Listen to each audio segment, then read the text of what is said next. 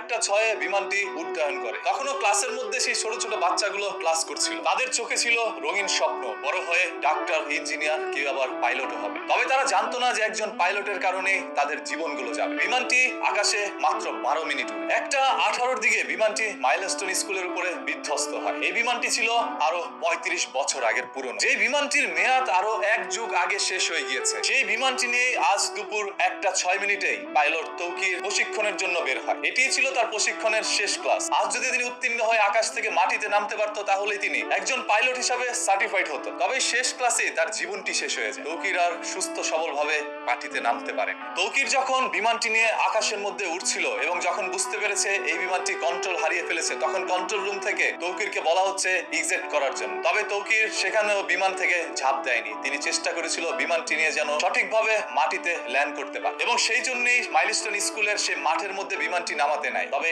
এর আগে বিমানটি মাইলস্টোন স্কুলের ছাদে পড়ে যায়। আর সেই ক্লাসের মধ্যেই ছিল আনুমানিক 100 থেকে 150 জন স্টুডেন্টস। ঘটনাটি ঘটার সাথে সাথে সেখানে প্রাণ হারায় প্রায় 25 জন শিক্ষার্থী এবং আহতের সংখ্যা 200-র অধিক। তখনও পাইলট তৌকির জীবিত ছিল। হসপিটাল মধ্যে নিয়ে যাওয়া হয় তাকে উন্নত চিকিৎসার জন্য, আর সেখানেই তার শেষ নিঃশ্বাসটি তিনি ত্যাগ করেন। আজকের এই মমস্য দৃশ্যগুলো আসলে কখনো ভাষায় প্রকাশ করতে পারবো না। আমি যখন দেখছিলাম সেই ছোট্ট ছোট্ট বাচ্চাগুলো রাস্তার মধ্যে দৌড়াচ্ছে এবং তার শরীর থেকে চামড়াগুলো উঠে যাচ্ছে, তখন সেই দৃশ্যটি দেখার পর কোনো স্বাভাবিক মানুষ আর সুস্থ থাকতে পারবে না। আজকে বাংলাদেশের সাধারণ মানুষ, আইন শৃঙ্খলা বাহিনী, সেই সাথে প্রত্যেকটি রাজনৈতিক মহল থেকে সবাই চলে আসছে তাদেরকে দেখার জন্য। তবে এখানেও কিছু অসুবিধা রয়েছে। একজন রাজনীতির নেতার পিছনে রয়েছে 50 থেকে 100 জন মানুষ। এইভাবে যখন 10-20 জন রাজনীতিবিদরা ওইখানে যাচ্ছে, তখন তাদের পিছনে শত শত মানুষের ভিড়, যেই কারণে উদ্ধার কর্মীরা সঠিকভাবে তাদের কাজটিও করতে পারছে না। এই রাজনীতির হাত থেকে কবে মুক্তি পাবো আমরা? যেখানে ছোট ছোট বাচ্চাদের প্রাণ যাচ্ছে, আর সেইখানে আপনারা গিয়ে মজা নিচ্ছেন, নিজেরা নিজেদের রাজনীতির বিস্তার ঘটাচ্ছেন ওইখানে। এই দেশের ভয়ঙ্কর রাজনীতির হাত থেকে বাঁচতে পারেনি মাইলস্টোন স্কুলের শিক্ষার্থীরা। আসলে আমাদের এই স্বাধীনতার জুলাই কি শুধু